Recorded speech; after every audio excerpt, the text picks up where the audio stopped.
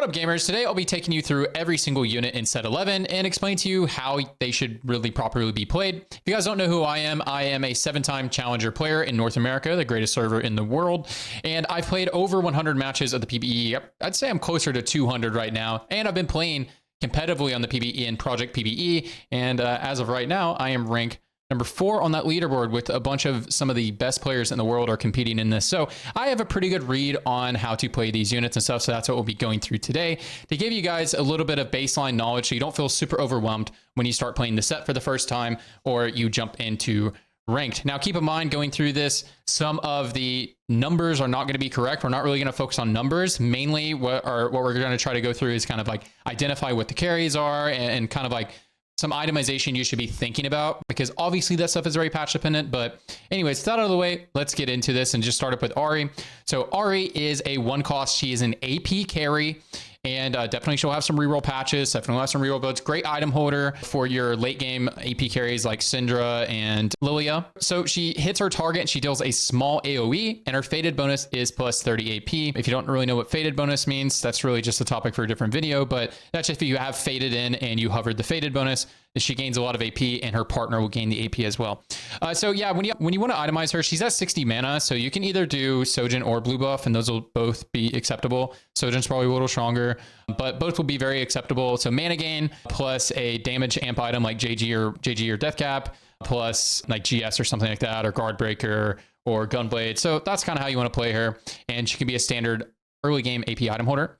So Caitlyn is a reprint from set 6 Caitlyn. If you guys played set 6, she just has ace null. She fires a bullet towards the furthest enemy, dealing a lot of damage, and will stop at the first enemy hit, so it can get stuck onto tanks. There'll definitely be some reroll metas where she's like a primary or secondary carry. In the past, when Caitlyn's been this version of Caitlyn, she was never a good primary carry. As a reroll, she was always Kog'Maw's little bro, and I don't know if she is still Kog'Maw's little bro. We will see. But if not, she's a good item holder. Items like Sojin is best in slot on her, so she's a great Sojin holder. She is AD, however, you could put AP items on her because she just deals so much damage. As long as she has Sojin plus other things, she deals so much damage. So you can actually itemize her as an AP item holder if you want to, because she is so good with Sojin, or just standard AD item holder, very good. She's also a really good unit to just throw on your board to get a unit kill.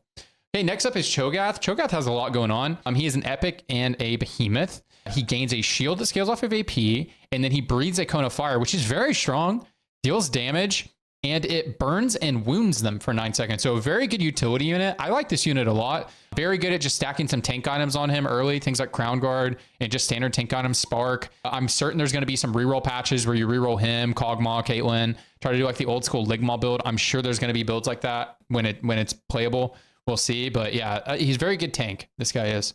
Okay, Darius. So Darius this time around is the DPS of the reroll 1 cost duelist. Usually Yasuo is the DPS and then Darius is the tank, but they've switched roles this time, which is neat. So Darius deals some magic damage to adjacent enemies. He'll do his spin. It's his Q from League of Legends. So it's just a 1 hex radius. He'll do a little spin. And then after that, he deals on hit magic damage. So I don't know what a great, I've never seen anybody reroll Darius. I rerolled Darius one time, but it was because the portal forced us into doing that. And so I'm not really sure on its strength, but he has 30 mana and he is a frontline DPS. So things like Edge of Night, things like Gunblade, things like Giant Slayer, things like JG, things like Death Cap, things like Hodge are going to be great on him. Probably just build him like a standard frontline AP carry, which usually is going to be like healing plus some type of uptime like Edge of Night or QSS. Plus damage amp is usually how you build frontline DPS carries. So probably build him like that if you want to play him. Good item holder for things like Silas and stuff like that. Okay, Garen up here is Story Weaver and Warden. He is an attack tank. If you guys played last set, he's almost completely identical to his 8-bit version from last set, except for he is not an 8-bit and he's a 1 cost now. So he gains a little shield that scales off AP, and then his next attack deals some extra physical damage. Fine tank item holder. I'm sure there'll be some reroll patches where you reroll him and Sivir, and maybe you put damage items, but as it stands right now, you just put your tank items on here, good even shroud holder, and you're good to go. Okay, next up is Jax. He's an Ink Shadow and Warden. He's a mixture of a tank and a DPS. He's primarily a tank, but I'm certain there'll be some times when you can reroll this guy. His damage got nerfed a lot lately because I guess he was doing some damage.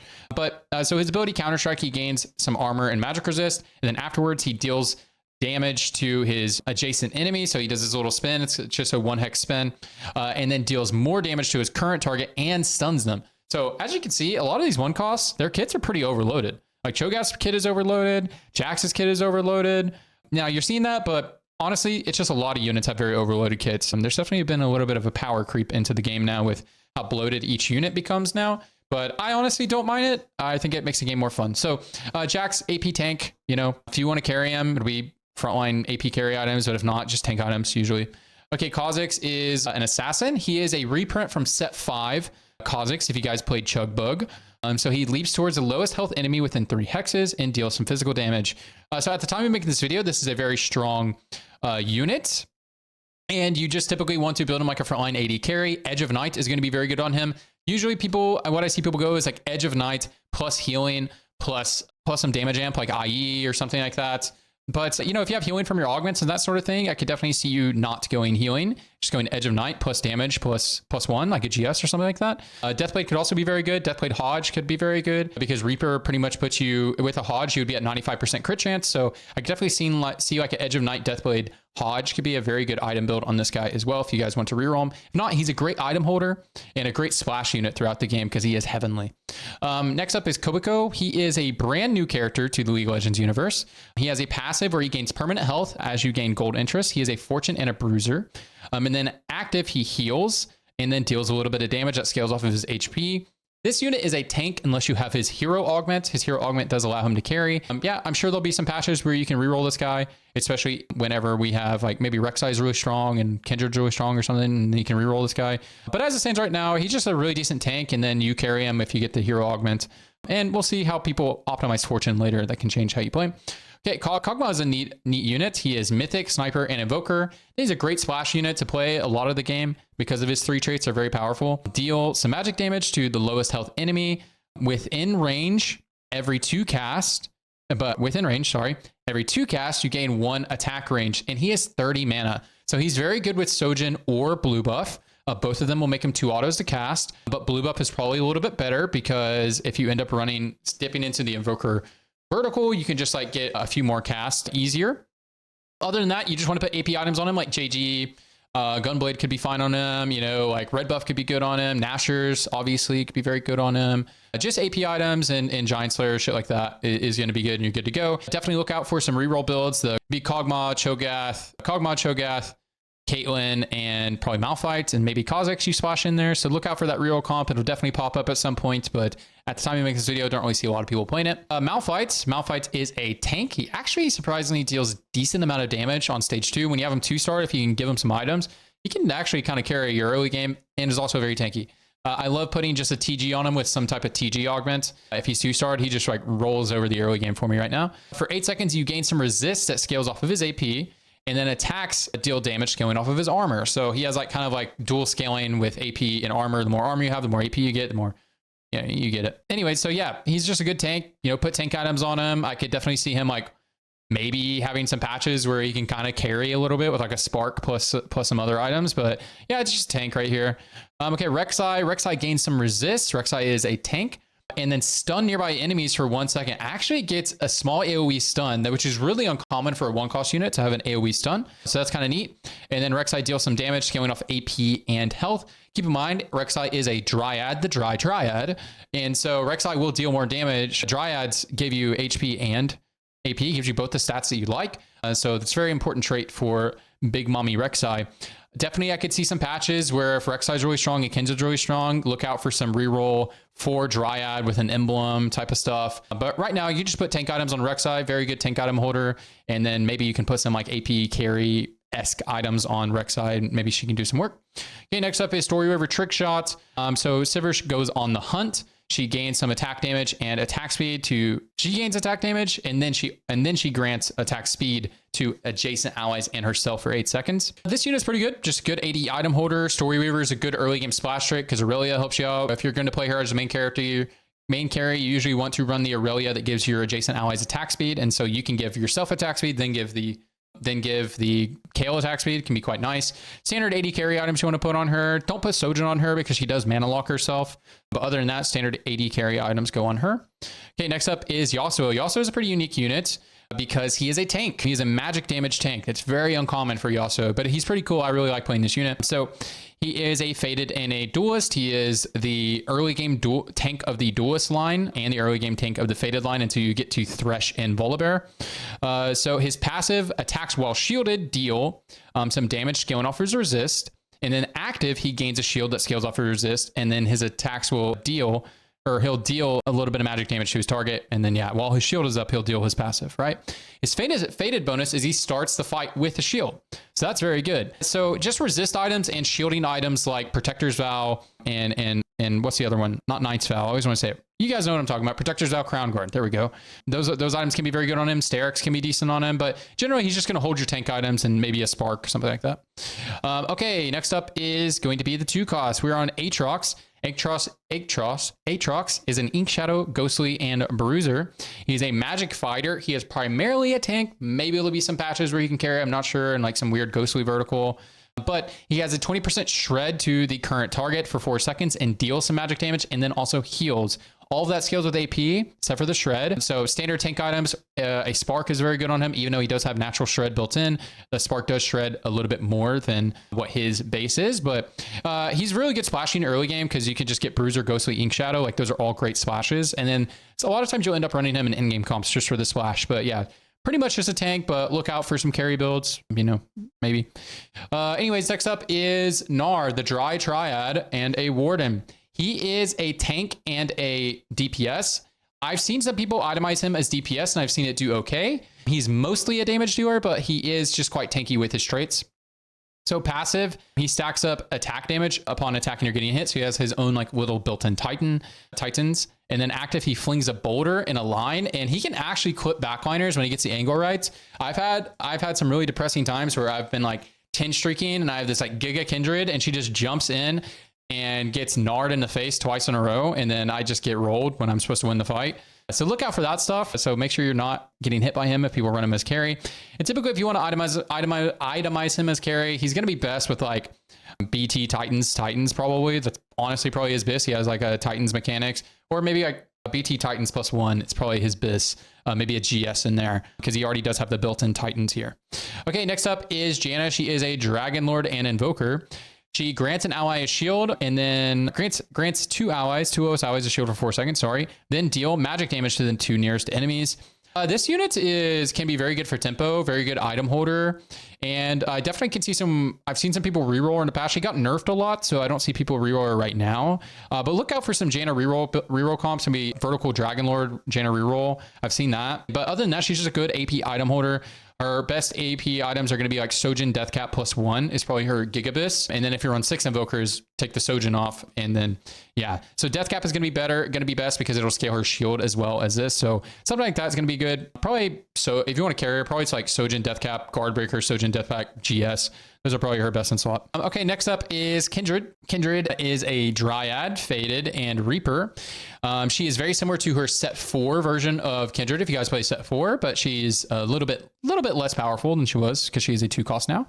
So she dashes away from the current target. Very good in overtime because she can hop away.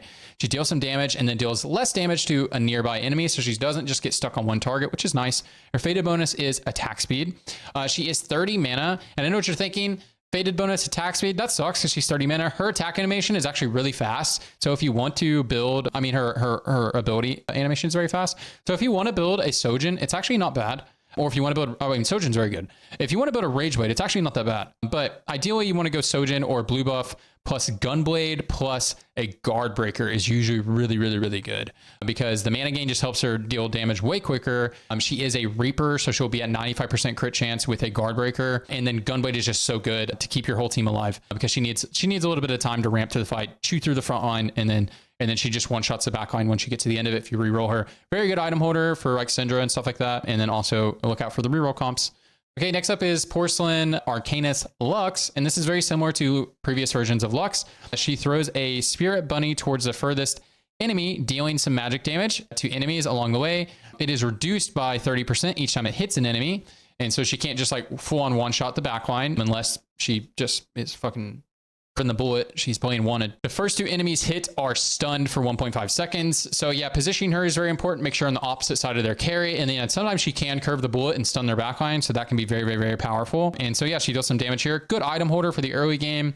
I don't like to play her as an item holder right now because I feel like she's just a little inconsistent for my taste, but sometimes it's definitely the correct play. And look out for some reroll versions of Lux. If you want to carry her, it's going to be Sojin +2, Sojin plus damage, and you'll be good to go. All right, Nico is a Mythic, Heavenly, and Arcanist. She has Hot Blossom. So she's very similar to her set 9 version of her. She's just a frontline tank, but she's not quite as good as she was in set 9. She doesn't deal as much damage, and she's not as tanky, but very similar. So she hops in the air and takes damage reduction. This is flat. You can't scale it. And then heals. That scales off AP over 2 seconds. And after that, she slams down and does magic damage to adjacent enemies, just in a 1 hex radius. So yeah, she's just a good tank in the Mythic and Arcanist lines. She's a very good splash tank, usually a pretty good unit to keep on your team. If you 2-star her, obviously itemize her if you want her to early game tank, but I like putting my items in other places usually because, as I said, Nico is just such a good splash unit later on in the game that I don't want to have to remake her a lot of times. But again, if she's the tank you're supposed to play in the early game, then play her and put the items on her. But I think she's just a great splash unit. Okay, next up is Kiana. She is a Heavenly Duelist. She is an attack reaper. She is not a reaper. She's just a frontline DPS. For 4 seconds, attacks deal some damage to the target and enemies behind them. She can hit in 3 hexes. And at the beginning of her cast, she will dash to find the best angle. But if she dashes to find the best angle and then the units move, she will no longer dash to find the better angle until she casts again. She gets 20 mana, but she is mana locked the entire time. So you do not want to build mana gain. I suppose you could build a blue buff and then she would just be 1 auto. She would be in her animation, jump out, auto attack, then dash and be back in her animation if you built blue buff. But yeah, it's definitely not what you want. She's definitely like a BT Titans type champion, just frontline 80 carry items and you'll be good to go. Things like QSS, GS, all those things are good on her. Sometimes you can play her as your reroll carry, but as it stands right now, whenever you play Duelist, she is like the 3rd or 4th option for carry, but maybe that could change. We'll see. Next up is Riven. She's a Story Weaver, Altruist, and Bruiser. She deals physical damage to her current target, and then every 3 casts, she will kind of jump and do a dunk, and will deal physical damage to her current target and adjacent enemies, and then will also heal, which scales off of AP, but she is an AD damage dealer. So she's just like a tank unit to play. Like, you usually just play her to get your Bruiser, to get your Story Weaver. And if you carry her, if you actually reroll her, then you will put damage items on her. And then you want to try to maximize Altruist because Altruist will help keep everybody alive. And so typically if you carry her, you're probably going to be playing something like you have an emblem and you're probably playing 6 Bruisers and you're like duo carrying like her and like a Nunu or something like that. And then you're backlining some Altruist, in which case, you'd build, she's just a Titans BT user. So like Titans BT, or Titans BT, Titans or Starax, stuff like that. Having an even shroud on her, near her, be very good for you, and you'll be good to go. Even if she does have healing in here, BT is just, it scales on HP, so it's just so good anyways. Okay, next up is Senna. She's an Ink Shadow and a Sniper. She is a back 80 carry, but also has some utility. So she fires a laser 2 hexes beyond the current targets, tries a little beam, deals some damage, and then grants attack damage to adjacent allies for 4 seconds. So typically you'll position her 2nd hex, meaning between your 2 carries, you'll have your 1 carry in the corner, 1 carry on 3rd hex, and then her in the 2nd hex. Boom, boom, Bob's your uncle. Keep in mind, in late game, there is a lot of AoE. So late game, if you're running Senna just as you're just using her traits, like you want Ink Shadow and Sniper, you're playing both. A lot of times you'll end up running her on a board where you duo carry both of the 4-cost AD carries, which is going to be Ashe and Kaisa. And then so she does perfect for that because she's an Ink Shadow and a Sniper. And so ideally, the default position is going to be having her in between both of them, between the Ashe and the Kaisa.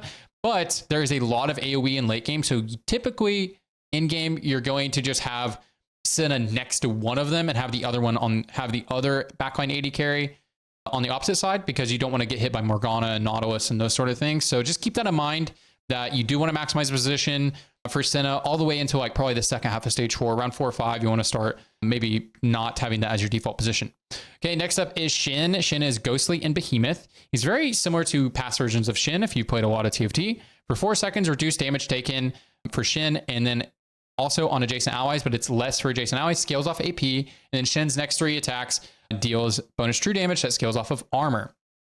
He also has a hero augment where he gains 3 range, and so you can backline him, and then in which case, if you don't have the hero augment, he's just a tank. Just put tank items on him and put him next to your other tanks that or in front of your If you have like frontline carries, if you're playing like a Yone carry or something like that, you want him next to them because you want him to put that damage reduction up for them. But if not, you just want to put him next to whatever you think is your most important unit. That's where he goes. Great as a secondary tank. Again, for that same reason, he can go next to them and reduce the damage. You're good to go. If you have the hero augment, a lot of people end up running like Rageblade, Titans, plus a healing item, something like that, and putting him on the back line. Titans because it'll scale up his damage because it gives him the armor and he'll be the last one left alive. And then healing to keep him there, and then Rageblade because he's just attacking in the backline the entire time. And then you want him to 1v9 at the end of the fight. Usually, that's how I've seen people play it, but we'll see. Okay, next up is Teemo. He is a fortune and a trick shot. Teemo is a carry. That's all that he does. He throws a spoiled dumpling at the nearest non-poison enemy, poisoning them for some magic damage over 8 seconds. So typically when you play him, you want to play 1 mana gain item plus a gunblade plus a damage item is usually going to be your best bet. If you want to go Morello, that's fine too, because he does have this dot effect. So Morello and gunblade are very good items with dot effects, but he is only going to be able to hit 2 targets. And if he's your primary carry, that's probably not enough damage to carry. So you probably want to go something like blue buff, gunblade plus damage amp like death cap or JG. It's probably going to be your best bet. If you don't build mana gain, that's okay. He's 3 autos a cast, but mana gain is going to be your best bet. You want to build Rageblade, it's okay. His cast animation is pretty fast, but you're going to be better off building Sojin or Blue Buff is going to be your best bet there. Yorick is an Umbral Behemoth. He is a tank and can deal a decent amount of damage. So he saps power. He sucks off his enemies. I love when he does that. Love when he does it. And then he gains some max health, which does not scale, it looks like. Does not have any scaling. And then deals some magic damage over 3 seconds. He does have a hero augment where he deals more damage and stuff. Typically, he's just a tank. If you want to play him as like a carry with a hero augment, it's going to be like BT plus some change, BT plus 2 probably, and you're good to go where you're going to play. Okay, next up is Zyra. Zyra is a story weaver in Sage. She has Paper Thorns. She summons 2 Vine Lashers that attack the nearest enemies 3 times. Their attacks deal some magic damage and wound the target over 6 seconds. I find her to be a very good item holder in the early game for AP items, except for that she's a story weaver in Sage, which it's like a little weird because that line doesn't naturally take you into like Syndra or Lilia. It naturally takes you into Morgana, which I just don't think Morgana is like a primary carry. She's more of a secondary, third carry type unit. But yeah, she could definitely hold like she's very good at holding like Sojin, Nashers, +1, that type of setup. She's very good at holding that. And then obviously she's a great splash when you're in the Story Weaver line because Sage is a great splash, Story Weaver is a great splash, and then she has a wound. So look to play this unit as a good splash to get these traits active. But if not, if you hit her 2-star, you can item hold her for sure. All right, next up is Elune. Elune is an Umbral and Invoker. She has a lot going on. She has a lot of utility and deals damage. They've been scaling back her damage a lot. She's not nearly, at the beginning of the PvE cycle, she was like really OP as a damage dealer, but they've really been scaling that back. I can definitely see some patches where she's strong as a damage dealer, but I think for the majority of the set, you'll see her more as a utility unit because she has a lot going on. So she rain meteors through the row with the most total enemy health, not most units, most total enemy health. It's important. Meteors deal down magic damage and is split between all the enemies. So it's very similar to if you guys played Quinn in set 9. Set 9 Quinn would spread her damage across all the units on the row, and if there was only one unit there, she would burst. So she has the same type of effect. Honestly, it's kind of hard to see her damage go through. The animation is very quick. And then deal magic damage to the current target. So she deals a little bit more to her current target as well. All enemies hit are shredded for 20 seconds. So she's a great way to splash in some shred if you're missing some shred, because she'll usually hit the tank line. So that's a great way to get shred if you need it, if you just couldn't build it. And then she also gives your row attack speed. So she's got a lot going on. If you want to play Elune as a carry, it's typically going to be in the Invoker. Like, you'll probably be running Invoker and Umbral, probably running like 4 Invoker, 4 Umbral if you want to actually primary carry her, in which case you'll want to build a blue buff plus probably some damage like Gunblade, a JG, something like that. But typically you just, if you don't have Invoker, you'd want to run Sojin or blue buff to be fine, and then kind of the similar setup. But I do think majority of the set, she's just a utility unit and maybe the third carry in Umbral and Invoker comps. Okay, next up is Amumu. Amumu is a Porcelain and a Warden. He is very tanky. Over 3 seconds, he heals for some health per second, which scales off of AP. And then every second tiers heal allies, which also scales off AP, and then deals damage, which also scales off AP. So he is just a standard tank. He's tank. The only time he actually kind of carries if you run like 6 Porcelain or maybe like a 6 Warden type setup, and you can run like a Spark and like Giga Tank items maybe. But other than that, just a great tank for Sniper frontline, for Sork front or Syndra's frontline, like both of those teams need a lot of frontline, and Wardens are very good for that. So very good splash in Arcanist and Sniper builds. Okay, Aphelios is Fated and Sniper.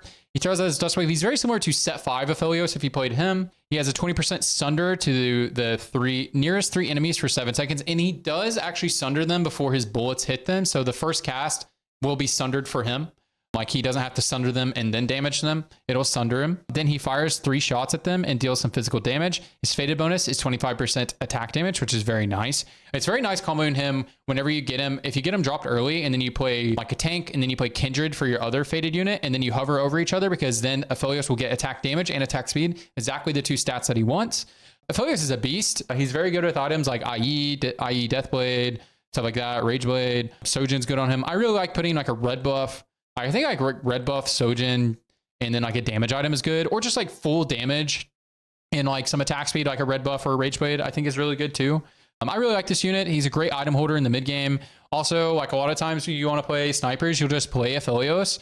And then if you have leftover items, you just leave items on Aphelios and then make your Ashe, and then you can play duo carry. Like, I think it's like really good, and you can splash in Syndra. It's really easy to run like a trio carry comp with Aphelios main. Cool. Next up is Bard. Bard is Mythic and Trickshot. He's actually an AD and an AP carry. I think he's primarily best as more of an AD item holder, but you can definitely hold your AP items as well. So for 6 seconds, attacks instead throw 2 meeps, dealing physical and magic damage. So 1 deals physical, 1 deals magic, or I think they just share actually. I don't know why I said that. But anyways, you want to build Rageblade on him. Things like Rageblade, Gunblade, GS, Runeends, those are all very good items on him. I've seen a lot of people go like Rageblade, Gunblade if you have a big front line, and then like into the fights, he is just pelting. But yeah, things like Rageblade and then healing, then damage amp is going to be your best bet usually. All right, next up is Diana. Diana is a Dragonlord and a Sage. Diana has a lot going on. She's primarily a tank, but look out for patches when she can carry. You know, if you want to carry her, she's kind of like the BT Titan style user. But right now, as it stands, they're really trying to balance her as a tank. So she heals, which scales off AP, and creates a 1 hex Sacred Zone around Diana for 4 seconds, taking reduced damage, which is flat, can't scale it. While the zone is up, Diana deals on-hit magic damage. So whenever you play Diana, you are usually going to be playing some Sages, so that naturally gives you Omnivamp as well. And you're always going to be playing Dragonlord, which gives you attack speed, all stats that she likes. A lot of times you end up playing Diana with Duelist and Dragonlords. They just fit really, really, really well together because of Lee Sin, mainly just because of Lee Sin. And then your cap is on Aurelia, which it's really easy to play some like other Dragonlords and Sages around that. So Diana is just very good mid-game tank, and you can reroll her and be an in-game tank. Okay, next up is Alawi. She's Ghostly, Arcanist, and Warden. She is a tank. She does deal some damage, but she's mainly just a tank. So gain a shield that scales off AP. Remember, she is an Arcanist, so she gains a lot of natural AP. And summon a tentacle near the current target for 4 seconds. The tentacle slams every second, dealing some magic damage in a line, and then healing Alawi for some health. So she summons a tentacle, but it doesn't tank anything. It just comes up and then it slaps down, and then it disappears. Or it comes up and it slaps down for a while, but it can't be targeted. You know what I mean? And then it disappears when it's over. A very good splash tank, very good tank for the Arcanist and like Morgana Ghostly builds. Also, Wardens are just very good with snipers as well. So very flexible frontliner. I do like picking up this Alawi unit when I'm on my roll down. Okay, next up is Soraka. She is a Heavenly and an Altruist. She's very similar to past versions of Soraka, other than her passive. So her passive, each time your team loses 20% of their total health, gain 8 ability power for the rest of combat. And yes, this can stack. This does stack. But like what I mean by it can do the effect that you might be thinking of. If your team heals, like it can stack infinitely. It doesn't just stack 4 times until you're at 80% loss of health. If you heal, you can keep stacking it. It's just 20% of your total health that you started with. Every time you lose 20%, you gain the ability. Pretty good. So active Mana Reave, the largest group of enemies. You Mana Reave the largest group of enemies and deal some magic damage to the center and then less to the adjacent. It's like a 2 hex little radius. It can be very good. There's some weird like frontline Soraka techs that I've seen some people do. But other than that, you usually just have her on the backline Sojin plus AP amp and that sort of thing, and you'll be good to go. And remember, she is an Altruist, so she does heal her frontline. So she's gonna be very good in like vertical Altruist, vertical Heavenly. Decent splash unit, but I just don't really care for this unit unless it has items. So I don't think about it too much as a splash unit, but I know some other people do, and there'll definitely be some batches where you want to look to splash her a little bit more often. Okay, next up is Tahm Kench. Tahm Kench, if you guys have played Dragonmancer Nunu, set 7 Nunu, he is exactly the same. Exactly the same unit. Don't need to say anything else. He's pretty much exactly the same. So what does he actually do? He gains a shield that scales off his HP. Remember, he is a bruiser and a mythic. Both of those things do scale HP. And he deals some magic damage to the current target. If Tahm Kench has more health than them, he deals even more damage. So he doesn't deal true damage like Nunu did. So he's a little bit less toxic. And then otherwise, if he doesn't have more health than them, he doesn't deal the bonus damage, but he gains more shield if he doesn't deal the bonus damage. So you always get value. It feels quite nice. Very good mid-game tank, very good item holder. And then definitely there's some like, if you're ever going to reroll Bard, you're probably rerolling this guy as well and can be a Giga tank. He can kind of duo carry. In vertical mythics and stuff, he's a good spot to put your items. He's very tanky. Can be good to go. Okay, Thresh. Thresh is a Fated Behemoth. He is a tank.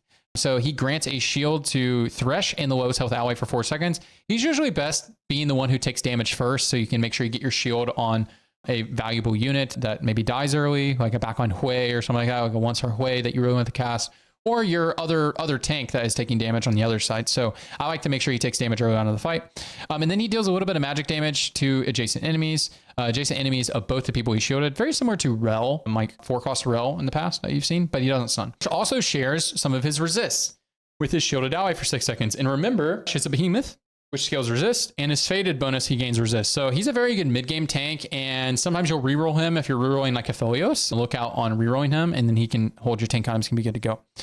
Next up is Tristana. She's a Fortune and a Duelist. I play a lot of Duelist right now.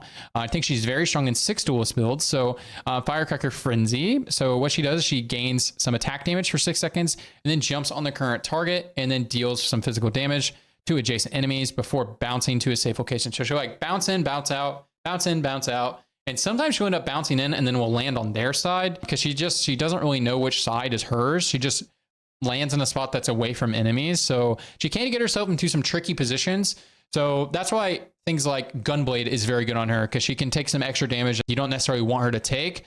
There is some like Edge of Night tech where you put her on second row. That was like really good at the beginning of the PvE cycle, but they changed their targeting. So I don't think that's as much tech. I think you just standard backline her. But I really like Gunblade on her, plus damage amp like GS, plus a Deathblade or IE, GS, IE, Guardbreaker, stuff like that. But I do really like Gunblade, and I think 6 Duelist is very strong with her, and you'll be good to go. Next up is Volibear. Volibear is Ink Shadow and Duelist. Volibear is a very interesting unit. He was really OP almost the entire PvE cycle, and now he's kind of been brought down to earth. He is a damage dealer and a tank. He is best used as a tank at the time of making this video, and that is how you'll play him most of the time. But he can deal some decent damage. Like he can be like that Titans type BT type guy as well, but he does a lot of magic damage and scales really well off of AP. So empower the next 3 attacks. The first 2 heal him, which scales off AP, and they also deal a little bit of damage on hit. And then the final attack deals more damage and scales off of HP and AP, but the HP scaling is not very good. Don't get baited by that, but you can just put tank items on him because he's great, but don't be baited by the HP scaling. Don't be like, I got to do this awesome bruiser tech. Like, just don't worry about it.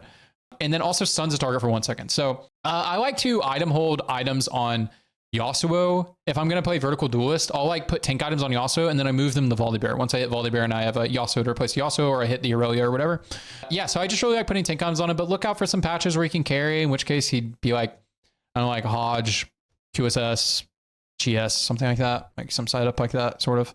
Okay, next up is Yone. Yone is Umbral and Reaper. He is an assassin, basically. So dash in spirit form to the furthest enemy within 3 hexes for 3 seconds, dealing some physical damage and wounding enemies along the way for 5 seconds. While in spirit form, gain a shield and attack speed. Afterwards, Yone returns to his original starting position. Each cast this combat increases his dash range by 1 hex. So really you want to give him the two casts, and he'll be jumping on backline. So you want to make sure that you position him on the same side as the enemy carries. Usually you want to second row him with an Edge of Night. You could also first row with an Edge of Night next to your Giga Tank, and he could take damage, jump in, jump back out, proc his Edge of Night. They start attacking the tank, and the next time he jumps in, he will be at that 4 range, so he'll jump to the backline. So you either first row or second row him with Edge of Night. If you don't have an Edge of Night, you will always second row him and not first row him. And then you can build just more damage. I really like, just building stuff like a Hodge plus a Deathblade or something like that with the Edge of Night. Be quite good because he is a Reaper, so a Hodge will put him at 95% crit chance, and then so you don't really need IE. But if you end up building IE, that's fine. Like don't be afraid to build it. And I think that's a good item build on him. Some people like attack speed on him, but I think they're just bad. At the time we make this video, Yone is very good in 4 Reaper. And Umbral just keeps getting buffed and buffed and buffed. So I usually only play him whenever I have an emblem, and I'll play 4 Umbral, 4 Reaper. That's at the time he makes the video. Obviously things will be different, but he's just your standard frontline AD carry, but has like some assassin mechanics in him. Hey, Zoe. Zoe's a cool unit because I haven't seen anybody really play her as main carry, but I think people are still figuring out Fortune, and like she just feels a little weird, a little out of place. I don't know. Like I never want to put my items on her. Like I just end up going from like Ari in straight into Syndra or straight into Lilia. I just don't take, I haven't been making my pit stop for Zoe, but I definitely can see Zoe as a great mid-game AP item holder, and definitely look out for some Zoe reroll games because she is an AP carry and does have some stacking mechanic. If you get her dropped at the beginning of the game, passive kills, not takedowns, remember kills, increase the number of ricochets by 1 for each for the rest of combat. And there's currently no way of tracking this. I wish I needed to track on her in the tooltip so I can tell if she's doing stuff. So active fire missile dealing some magic damage to the current target.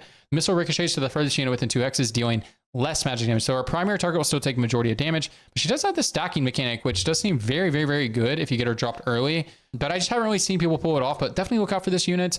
She is 60 mana, so she's going to be Sojin plus AP, and she does have ricochet. So like you may not need to worry about building something like GS. GS is still going to be fine, but like you probably want to maximize more for her like assassinating backline with the ricochets and stuff. So probably just like Sojin, JG Deathcap, or maybe a Gunblade in there somewhere. It could be good. Okay, now we're on to the 4 cost, the heart of the set. First, we got Annie. Annie is a tank. She does deal some damage, but she's a tank. She heals, which scales off HP, when damaging a burning enemy. Active on first cast, hop on Tibbers, gaining HP, which scales off of her max HP. It's not too heavy, but she does gain some. And it also does scale off of AP. So it doesn't say that at the beginning of the tooltip, but it says at the end of the tooltip by 350%. But typically you just put tank items on her.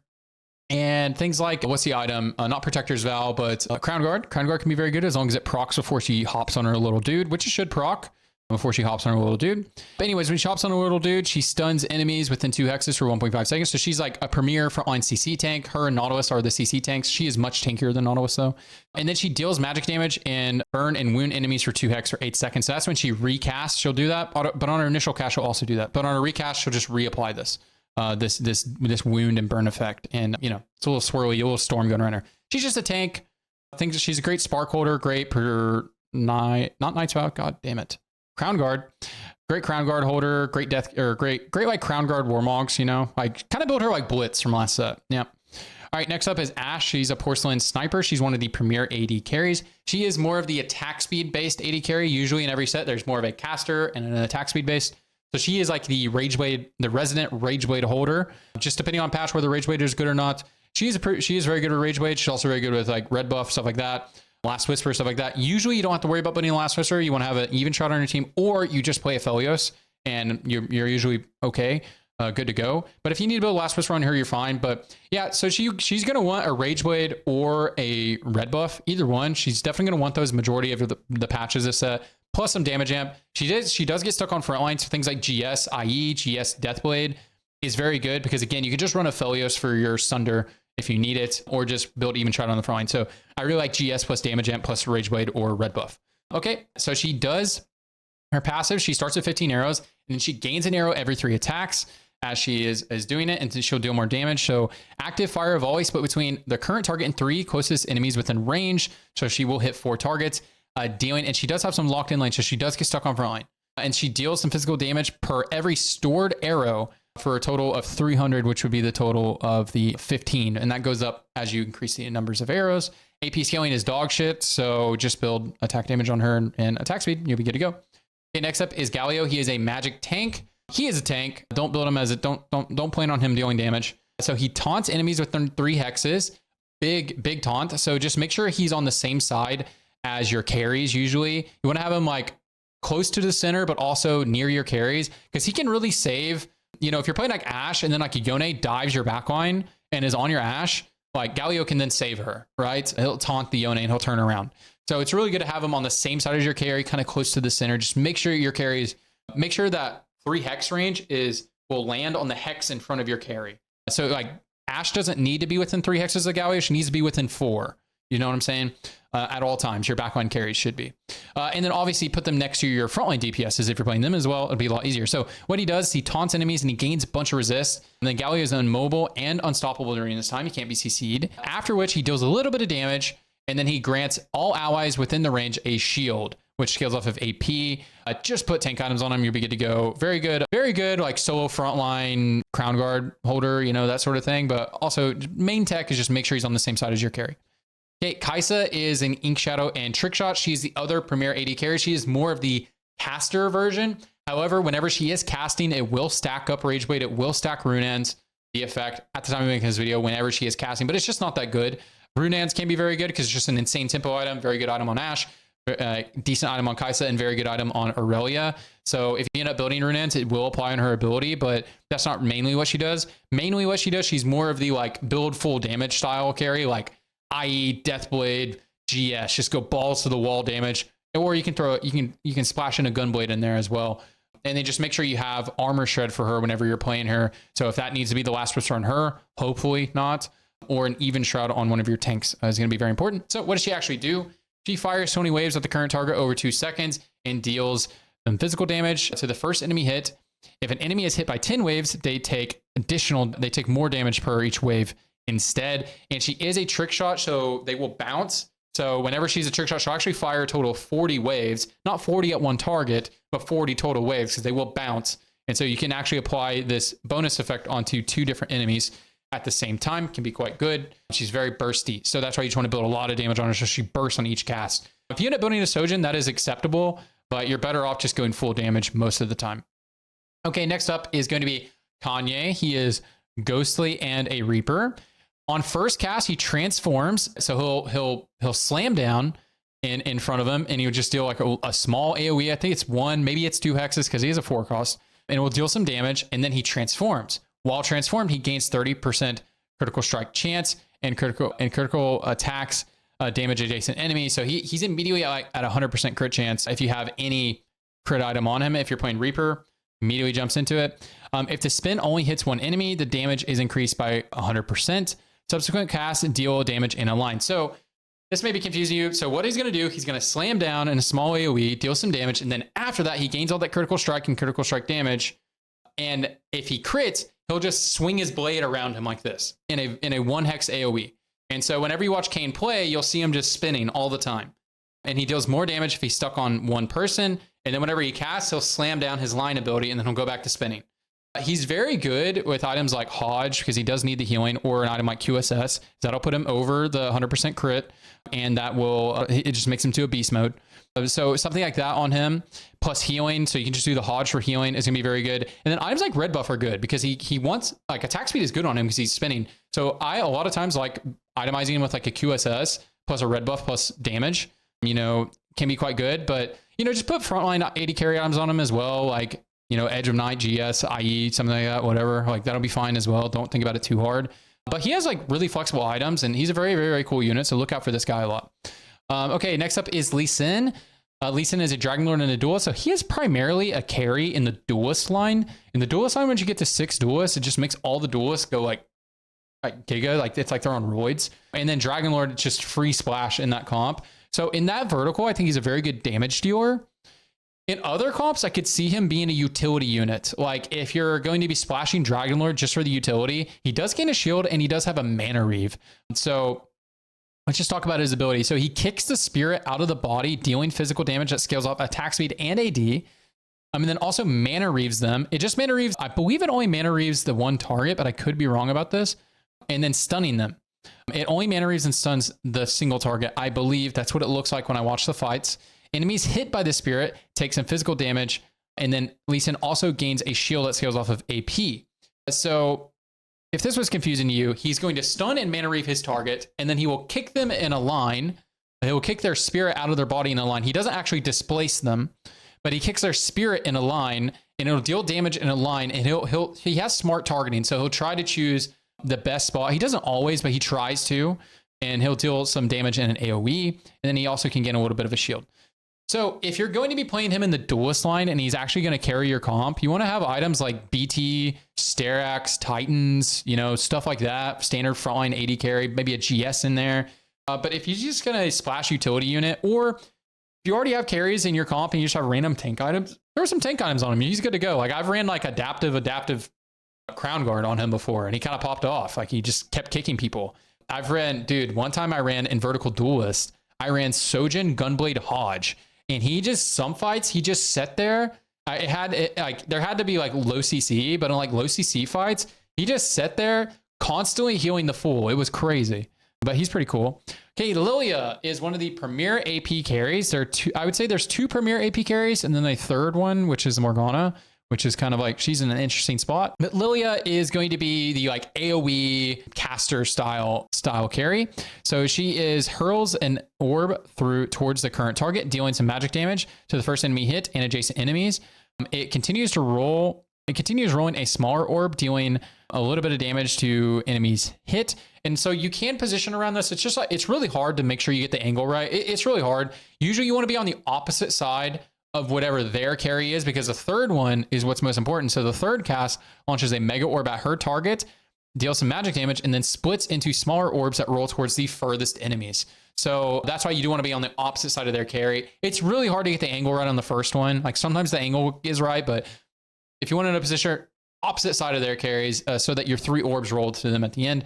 So if you want to play her as primary carry, if you don't play 4 or 6 invokers, you do want mana gain on her. So blue buff or Sojin is going to be very good on her. I think blue buff is the superior, because if you do end up splashing 4 invoker, blue buff doesn't feel bad. Whereas Sojin can feel a little worse once you have more mana gain built into your team naturally. So, but usually you'll have a mana gain item on her, even though you don't have to in the vertical, because like you don't know if you're going to play 4 or 6 invoker, but if you're playing AP, you do know that like you can make value off of a mana gain item, because like if you're playing Morgana carry, you want to have a mana gain item. If you're playing Syndra, you want to have a mana gain item. If you're playing some 5 cost, you want to have a mana gain item. So she will usually end up having a mana gain item, even though she doesn't necessarily have to have one. But I do really like blue buff on her or Sojin. After that, she's very good at applying Morello or red buff. So Morello or red buff is very good on her.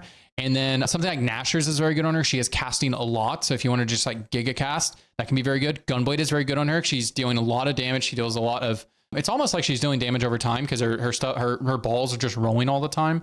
So stuff like that. It doesn't necessarily need GS. You do hit backline a lot. So just damage amp is going to be really good. So like a build I really like is going something like Morello, blue buff, death cap. You know, that can be very good. Anyways, next up is Morgana. Morgana is Ghostly and Sage. She creates a blizzard around a random enemy. I didn't know that. That deals magic damage over 3 seconds and chills for 1 second. I thought she actually had smart targeting, but it is random.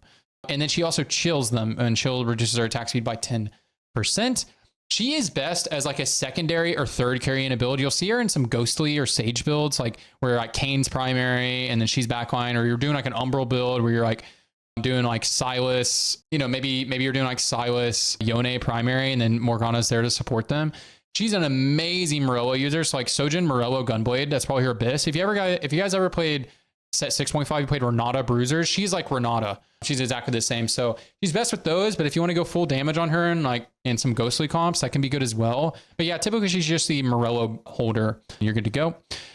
Great third carry and like any build pretty much. She's very easy to splash. Like Ghostly and Sage are good splashes. So this is a good unit to, if you don't know what units to hold, just buy it on your roll down, because you can always gain some good value by having her on your board. Okay, next up is Nautilus. He's a Mythic and Warden.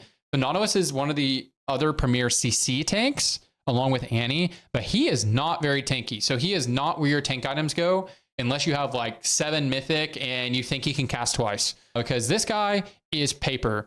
So what he does, he sends 3 shockwaves towards the most enemies in a line, dealing magic damage and stunning all enemies hit for, you know, a decent stun. He's very good unit, but he is just paper at the time of making this video, and he doesn't have any innate tankiness. So he will usually not have your tank items. You usually want them on Ornn or Annie or Silas or Galio.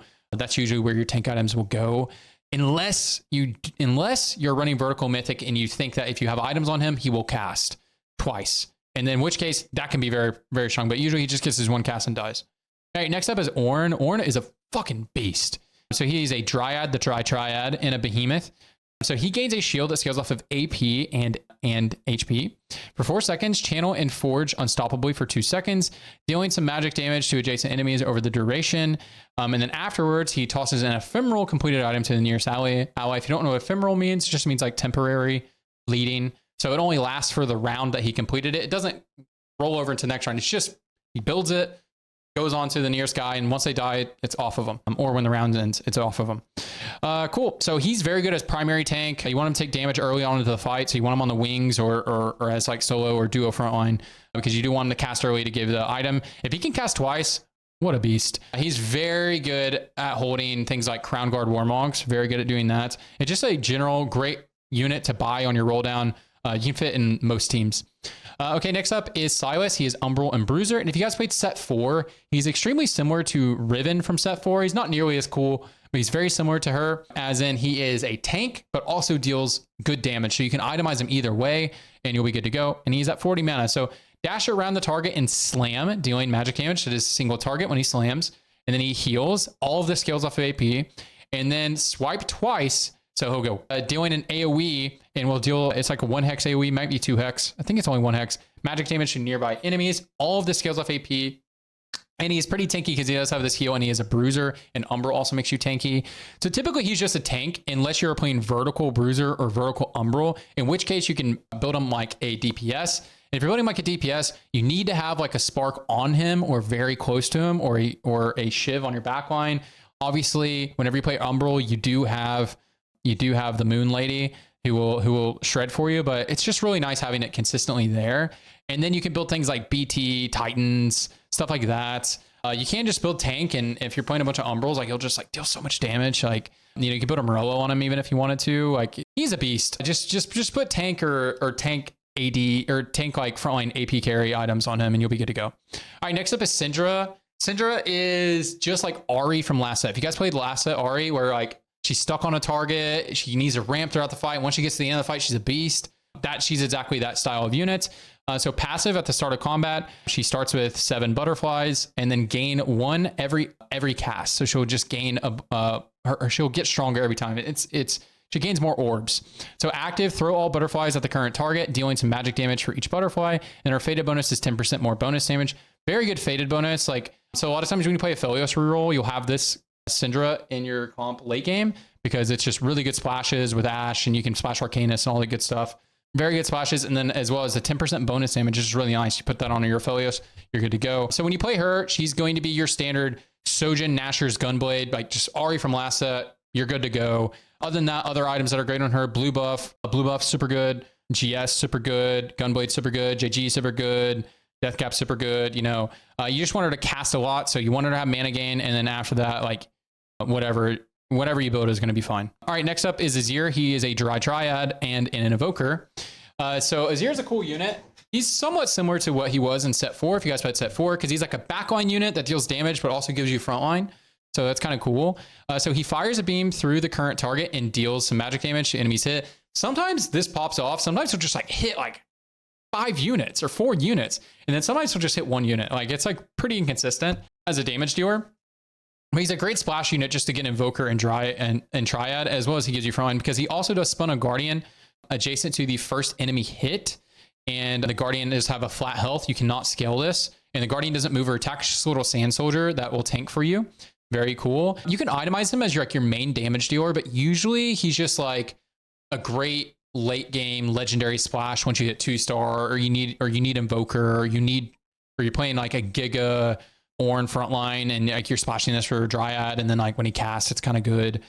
But other than that, when you play him as a carry, things like Sojin Gunblade +1 is always going to be really, really, really good for you. He does actually have really high attack speed, which I think they did on purpose. Like, it's like 0.85 is his base. So if you build him as Rage Blade and you have a lot of frontline, he goes beast mode with that. I've played like AD Azir and like got 2nd place. Like, I was looking for an AD carry, didn't find an AD carry, found an Azir 2 on my level 8 roll down. I went like Rage Blade, Runan's Last Whisper, and he actually popped off because his attack speed is so goddamn high. But I would not recommend building like that all the time. Okay, next up is Hui. Hui has a lot of things going on. So we'll have to get into his artist thing in a second. But Hui creates an expanding paint pool around the most units that heals allies within for an amount that scales off AP. every second. So it's a little bit of like a dot effect, but for healing. I get it's going to be a hot effect, healing over time. After 3 seconds, it explodes. That's usually how long it takes for me to explode. You know what I'm saying, fellas? Healing allies within for an amount that scales off of AP and then deals damage to all enemies. And it's very big. It's like 4 hex AoE. It's huge. Just like something else. I need to be stopped. Anyways, and deal some damage. And then we'll talk about his artist effect in just a second. He's very good with Sojin, very good with Gunblade, very good with Morello. Like he's a beast. Like once you hit him 2-star, he is so good with items. Before that, he's okay with the items. Usually you want to primary somebody else when he's at 1-star. But he's such a beast. He can carry. And he's great utility because of his effect. Artist. So the artist paints the champion you place in a special bench slot, which is the center bench slot. Gain a 1-star copy of the champion placed there when the artist's work is complete. So rounds to complete is just scales off of unit cost. If your Hui is 2-star, it does not change how it scales. And if you sell the Hui and have a new Hui, it keeps the stack. So for example, if you want to make a copy of Azir, you'll need to have Azir in the bench space for 5 turns, and then he'll turn into another one. It doesn't have to be Azir that whole time. If you had like, I don't know, an Aphelios sitting in there for 2 rounds and then put your Azir in there, it would still keep the stacks, but it would take Azir 5 rounds for him to make another copy of him. And it's essentially just a champion duplicator. This is a very powerful mechanic that you definitely need to play around. All right, next up is Irelia. So Irelia is a story weaver and duelist. She's very unique. So passive sends blades that dart between enemies. It'll like do like a figure 8 weaving through the enemies, dealing some damage, and it sunders for 30%, which is the same as what a Last Whisper would give you. So you don't need to build any Last Whisper or anything like that if you play her. A lot of times when you want to play her, you'll end up building those items because you'll need them for any other AD comp. But once you have her, just know it's not necessary to have, don't put the item on her, especially. And then you don't need to have the even shroud in front of her because she will shred for herself. Or sunder for herself. And then active, she'll command the blade swiftly to strike the 3 lowest health enemies and deal some magic damage and applying on-hit effects. So when she has Runads, it will apply Runads on those, and it does apply Runads when the thing is weaving through. So Runads can be a good item. It's a good tempo item. Runads often is a way to get to an Aurelio because it's a very good early game, mid game item. So, but I wouldn't necessarily say it's best in slot. I think best in slot on her is probably red buff Gunblade +1, and she's very good in 6 duelists. Every challenger player I've talked to so far basically says this unit is bad at the time you make this video, but I think they are bad and just don't know that you need to play 6 duelists. Her attack damage does scale off of attack speed. So because she will be weaving her blade a lot quicker. And it is very good once you have that. But yeah, so at the time we were making this video, 6 duelists, she's very strong. All right, next up is going to be Lysandra. Lysandra is a porcelain and arcanist. She is mostly a utility unit, and she's mostly like a win more unit. Like you really itemize her, like you only itemize her when you want to win more. When you're in like an insane spot and you have a Lysandra and you're like, okay, I'm going to be in an even more insane spot. Because what she does is she steeps the current target in a teapot, stunning them, and she deals some damage over time, a lot of damage, but only to one target, does not spread over 3 to 5 seconds. If they die, there's a 50% chance that Sandra turns them into a loot orb. Keep in mind, she does not have to kill them. It's just while they're in the teapot if they die. So somebody else can kill them. Otherwise, Lysandra throws a teapot at the largest group of enemies, dealing some magic damage to them all. So if the target is the last enemy remaining, kill them instantly when they go into the pot. So she does have that like Teemo-like effect where she always wins 1v1s if she does cast, which is very cool. So as I said, she's not very good as a carry. She is good as a carry if you're already so far ahead and you think you're okay losing like 40 HP because you're just going to print items with her ability. You want to go like full itemizing her.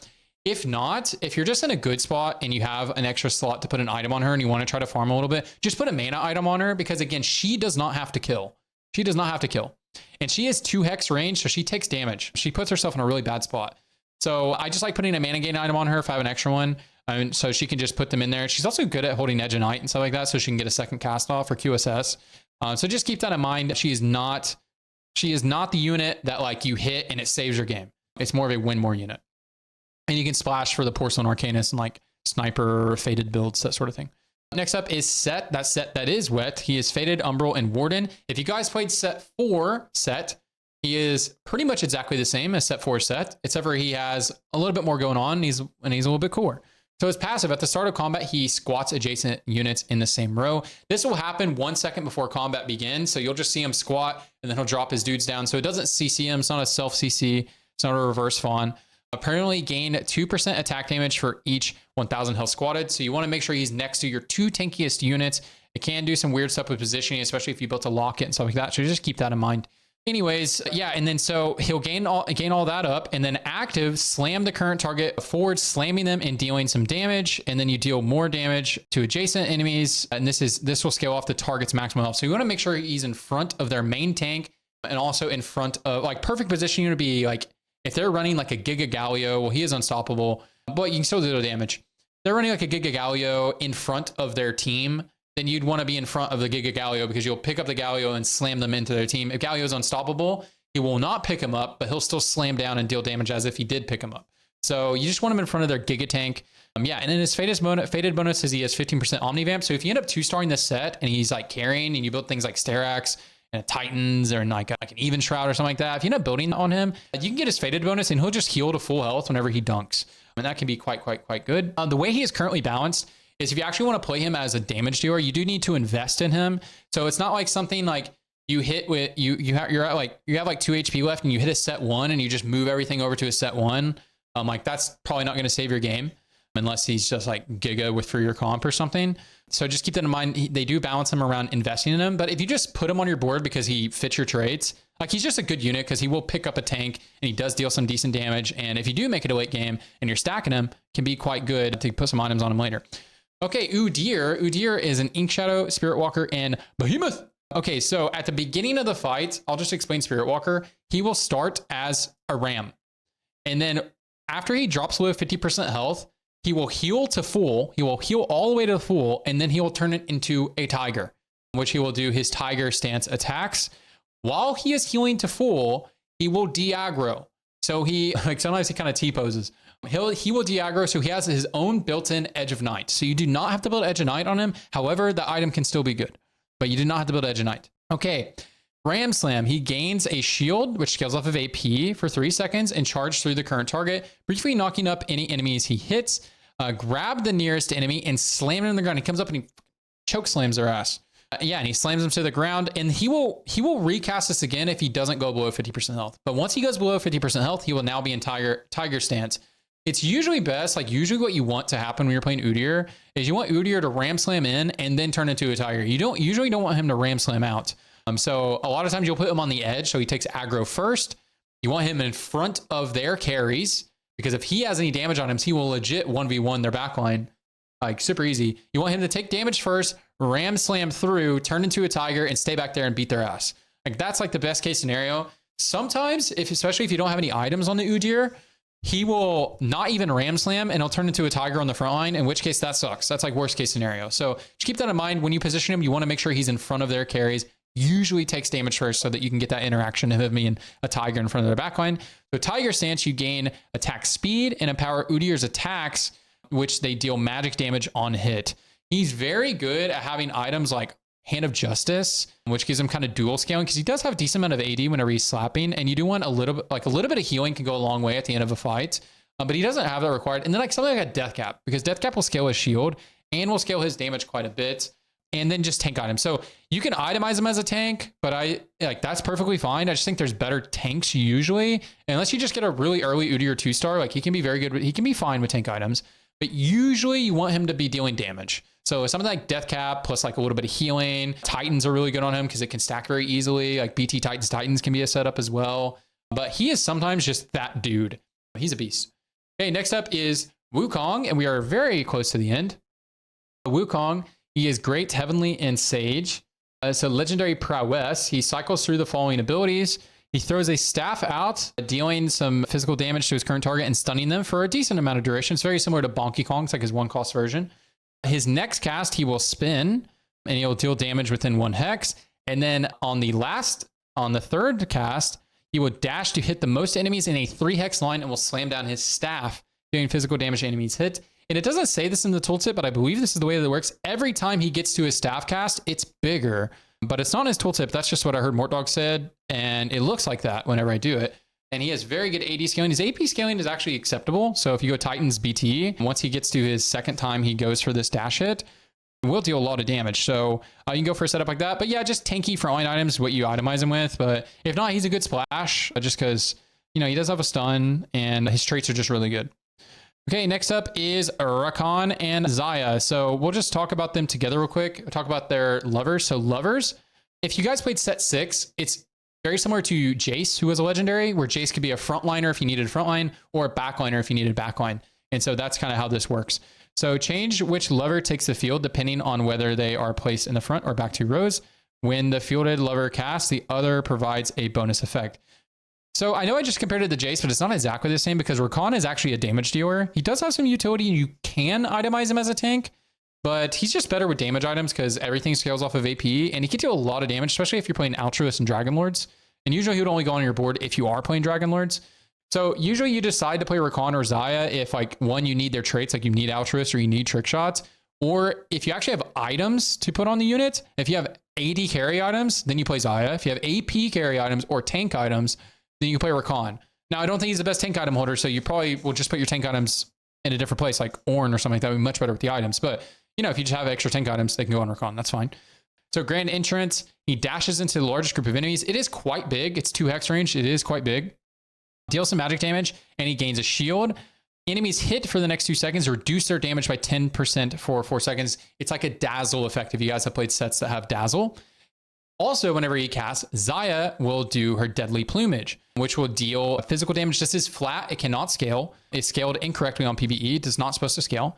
Physical damage to all enemies hit by Rakan's ability. So you jump in, deal some magic damage, and then we'll also deal some physical damage. But this does not scale, so you don't need to build Titans and stuff like that. Okay, Xayah lets the feathers fly, baby doll. And so she throws some feathers at the 4 closest enemies, each dealing some physical damage, then recalls a feather, dealing more physical damage to enemies they pass through. And then she also will gain the Gleaming Quill effect from Rakan. Rakan throws his feathers at the 3 lowest health allies, healing them for some health. At the time of making this video, Xayah is mainly just a unit you played a splash for Dragon Lord, and then like, you know, you're selling your Sivir. You know, you're playing like Kai'Sa carry, and then you sell your Sivir to put Kai'Sa on your board, or put Xayah on your board. At the time of making this video, you don't currently move the items from a Kai'Sa 2 to a Xayah 1. Honestly, I don't even think you move from a Kai'Sa 2 to a Xayah 2 at the time of making this video. But look out for times in this set when like Xayah main carry is actually super strong, in which case you may consider selling a Kai'Sa 1 to put items on a Xayah 1. I mean, a Kai'Sa 2 to put items on a Xayah 1.